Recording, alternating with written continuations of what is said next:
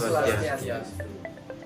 Baik, pertama-tama saya ucapkan terima kasih kepada Bapak Subudro Widarmo selaku dosen arsitektur komputer yang telah memberikan kami kesempatan untuk memaparkan materi mengenai. Namun, pada kesempatan ini, kami akan lebih spesifik memaparkan materi mengenai. Tanpa berlama-lama lagi, izinkan kami memperkenalkan diri. Kami dari Kelompok 1.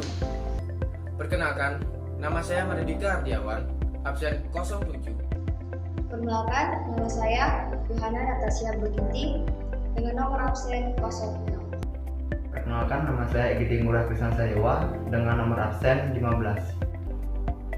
Perkenalkan, nama saya Nima Dewendi Apriani, nomor absen 16. Perkenalkan, nama saya IKD Angga Aditya Putra, nomor absen 08. Baik, demikianlah perkenalan anggota kelompok kami.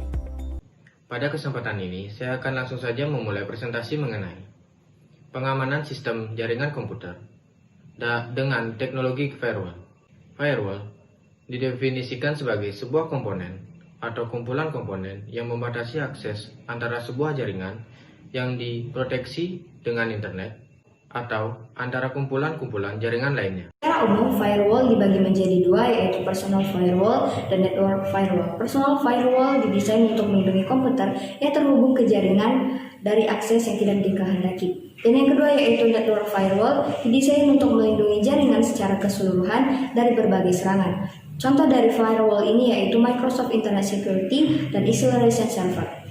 Spesifik ada 4 jenis firewall. Yang pertama yaitu packet filtering router, di mana firewall ini dibagi menjadi 3 subtype, yaitu yang pertama static filtering, yang kedua dynamic filtering, dan yang ketiga yaitu stateful inspection. Kedua yaitu circuit gateway, di mana beroperasi pada lapisan transport network, di mana koneksi juga diautorisasi berdasarkan alamat. Dan yang ketiga yaitu application gateway, di mana firewall jenis ini disebut juga sebagai firewall berbasis proxy. Yang keempat yaitu hybrid firewall, di mana sistem ini sering sekali digunakan untuk menambahkan layanan baru secara cepat pada sistem firewall yang sudah disediakan. Fungsi-fungsi dari firewall ada 3. Yang pertama yaitu mengatur dan mengontrol lalu lintas jaringan yang diizinkan untuk mengakses jaringan privat ataupun komputer yang dilindungi oleh firewall. Dan yang kedua yaitu melakukan autentikasi terhadap akses, di mana protokol TCP ataupun IP dibangun dengan premis bahwa protokol tersebut mendukung komunikasi yang terbuka. Dan yang ketiga yaitu melindungi sumber daya dalam jaringan privat, di mana melindungi sumber daya jaringan dari ancaman yang mungkin akan datang kepada komputer. Firewall bekerja dengan menyaring data atau paket antara jaringan di internet, yang bisa membolehkan atau tidak membolehkan suatu paket diakses oleh sebuah komputer. Ada 3 cara yang digunakan firewall untuk mengamankan jaringan. Pertama, packet filtering atau stateless. Artinya firewall menggunakan aturan tertentu untuk melihat boleh atau tidaknya suatu data masuk ke jaringan. Setiap paket diperiksa secara sendiri-sendiri atau dalam isolasi. Jika paket dikirim dalam grup, maka setiap paket akan diperiksa secara satu persatu. Yang kedua, proxy service. Ini merupakan aplikasi yang bekerja sebagai penghubung antara sistem jaringan. Aplikasi proxy berada di dalam firewall dan bertugas untuk memeriksa paket yang saling ditukarkan dalam jaringan. Yang ketiga, stateful inspection. Sistem ini menelusuri paket yang diterima dengan aktivitas-aktivitas sebelumnya. Paket yang diterima kemudian diperiksa dalam database. Jika paket berkonotasi positif atau tidak menunjukkan risiko bahaya, maka ia akan diteruskan ke sistem yang meminta. Arsitektur firewall. Arsitektur dual home host dibuat di sekitar komputer.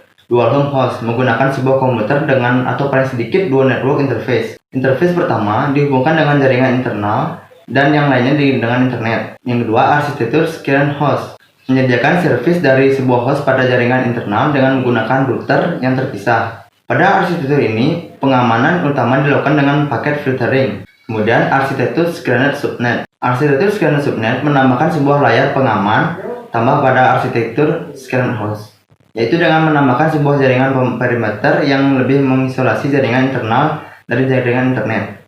Kelebihan firewall. Yang pertama, mendeteksi adanya malware atau ancaman dari sebuah situs. Dengan adanya firewall, setiap situs yang kemungkinan memiliki malware, user diingatkan akan bahayanya. Yang kedua, menjaga agar user tidak masuk ke dalam situs-situs berbahaya. Firewall sangat penting untuk menjaga agar user tidak sembarangan mengklik sebuah link dan mencegah user masuk ke dalam situs-situs yang dianggap berbahaya. Yang ketiga, memblokir situs-situs tertentu. Firewall juga memiliki kelebihan dalam pemblokiran sebuah situs tertentu dan alamat IP dari sebuah situs. Keempat, memperingatkan user ketika akan mendownload apapun yang berasal dari situs yang tidak aman. Dengan adanya firewall, sebelum mendownload, user akan diberi peringatan mengenai konten yang akan didownload. Yang kelima, mencegah pembajakan komputer user melalui jaringan komputer. Dengan adanya firewall, komputer user akan terlindungi dan bisa lebih aman dari pembajakan atau hacking dan peretasan melalui jaringan komputer. Yang keenam, sangat berguna ketika user melakukan koneksi jaringan pada tempat umum. Karena potensi peretasan jaringan komputer umum sangatlah tinggi, sehingga diperlukan firewall untuk menjaga keamanan. Beberapa kekurangan dari firewall antara lain, yang pertama, dapat ditembus dari luar. Yang kedua, bukan merupakan antivirus, sehingga tidak pas untuk mencegah masuknya virus. Itu merupakan salah besar apabila hanya mengandalkan firewall sebagai antivirus. Yang ketiga, tidak dapat mencegah pencurian data ataupun peretasan yang dilakukan dari dalam. Dan yang keempat, tidak semua malware dapat terdeteksi dengan baik. Baik, saya akan menjelaskan mengenai implementasi sistem keamanan jaringan komputer dengan IP tablets sebagai firewall menggunakan metode port knocking.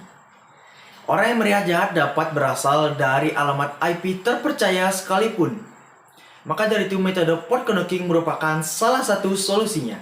Karena dengan metode ini kita dapat membuka dan menutup sebuah port. Adapun langkah untuk menerapkannya, pada gambar terlihat gambar komputer A dan komputer B. Komputer A berfungsi sebagai server port knocking, sedangkan gambar B berfungsi sebagai klien untuk melakukan ketukan ke komputer A. Berikut langkahnya. Langkah yang pertama dilakukan adalah menutup semua port dengan menggunakan perintah IP tablets. Langkah kedua ialah melakukan konfigurasi untuk membuka atau menutup port 22. Langkah ketiga, yakni menjalankan program file server ketuk pada komputer A. Langkah keempat, yakni menjalankan program ketuk server pada komputer B. Langkah kelima ialah melakukan ketukan port pada komputer B. Jika ketukan benar, maka tidak ada satupun komputer yang dapat mengakses port 22 pada komputer A. Maka dari itu dapat disimpulkan bahwa komunikasi antar komputer dapat dilakukan walaupun melalui port yang tertutup. Terima kasih. Dari pembahasan kelompok kami, maka dapat disimpulkan bahwa peran teknologi sangat penting dalam kehidupan, terutama untuk mengamankan jaringan komputer. Dengan adanya teknologi firewall, akan sangat mendukung kinerja dan membantu para pengguna komputer dalam memastikan keamanan jaringan komputernya. Baik, demikianlah penjelasan dari kelompok 1 mengenai firewall. Kami ucapkan terima kasih karena telah berkenan menonton video presentasi kami, dan jika ada salah kata, kami memohon maaf yang sebesar-besarnya. Kami akhiri dengan Paramusanti.